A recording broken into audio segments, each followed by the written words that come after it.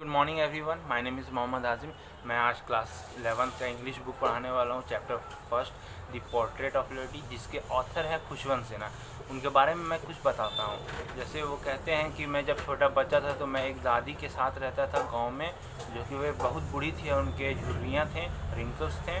और वे बताते हैं कि मैं कभी यकीन ही नहीं कर सकते, ये एक टाइम में बहुत ही खूबसूरत हुआ करती थी। और ये बोलते हैं कि मेरे घर में एक दादाजी का भी फ़ोटो है जिनके दाढ़ी लंबे लंबे और बहुत सफ़ेद है, बाल भी बहुत सफ़ेद, जो वो भी एक टाइम में बहुत ही खूबसूरत हुआ करते थे। तो ये खुशवंत सिन्हा कहते हैं। तो चलिए गाइस, हम कहानी स्टार्ट करते हैं।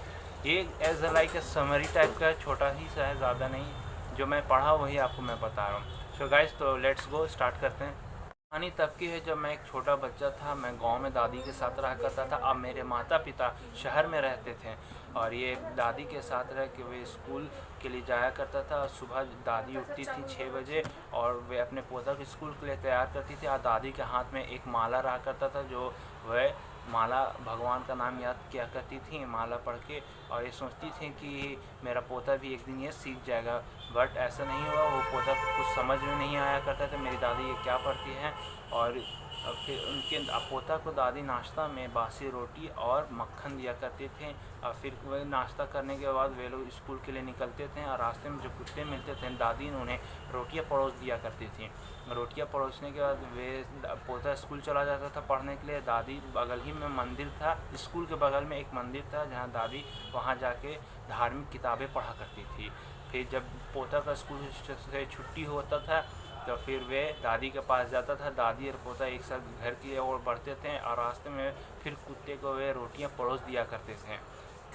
फिर ऐसे ही कुछ समय के बाद शहर से माता और पिता का एक लेटर आया। वे अपने बेटा और माँ को शहर बुलाना चाह रहे थे। और पोता और दादी वे शहर चले गए। वहाँ पोता का एक अंग्रेज़ी स्कूल में दाखिला हो गया।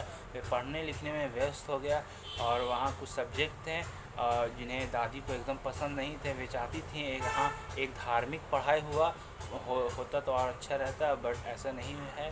और वे बेटा अपने पढ़ाई में व्यस्त होने लगा। धीरे धीरे वे दादी से दूरी बनते रहा। दादी अपने फ्री टाइम में वे अपने रूम में चरखा चाहती और 2 बजे वे सो जाती थी। शाम के टाइम में 4 बजे बरामदा के पास वे रोटियां परोसती है, दाने देती, जिससे चिड़ियाँ लोग आते थे और खूब सारे चिड़ियाँ आते थे। कभी दादी के कंधे पे बैठ जाएं, कभी सीट पे बैठ जाएं, ऐसे मानो जैसे दादी को एक नया दोस्त मिल गया।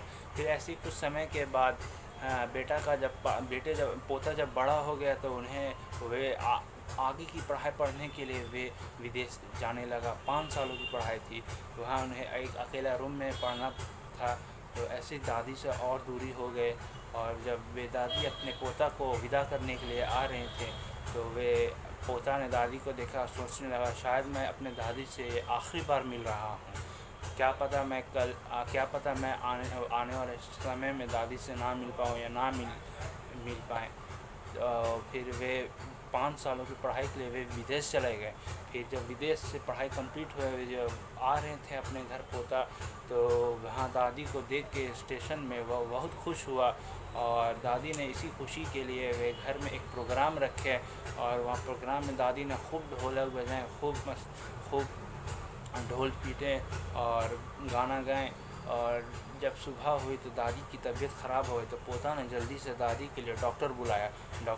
डॉक्टर ने पोता को बोला घबराने की बात नहीं है, दादी ठीक हो जाएगी। परंतु ऐसा कुछ नहीं था। दादी को समझ में आ गया था या मेरा आखिरी समय आ चुका है, तो इन लोगों से मैं बात ना करके समय बर्बाद करूं और मैं माला पढ़ के भगवान की नाम याद करूं। ऐसे करते करते दादी की देहांत हो गई। फिर जब दादी को ले जाया जा रहा था, रूम से निकाला गया, तो ढेर सारी चिड़ियाँ लोग आ गए और वे लोग चहचहा नहीं रहे थे। वे लोग मायूस थे। जब दादी को घर से ले जाया गया वापस, फिर सारी चिड़ियाँ चले गए। इसी तरह ये कहानी समाप्त होती है।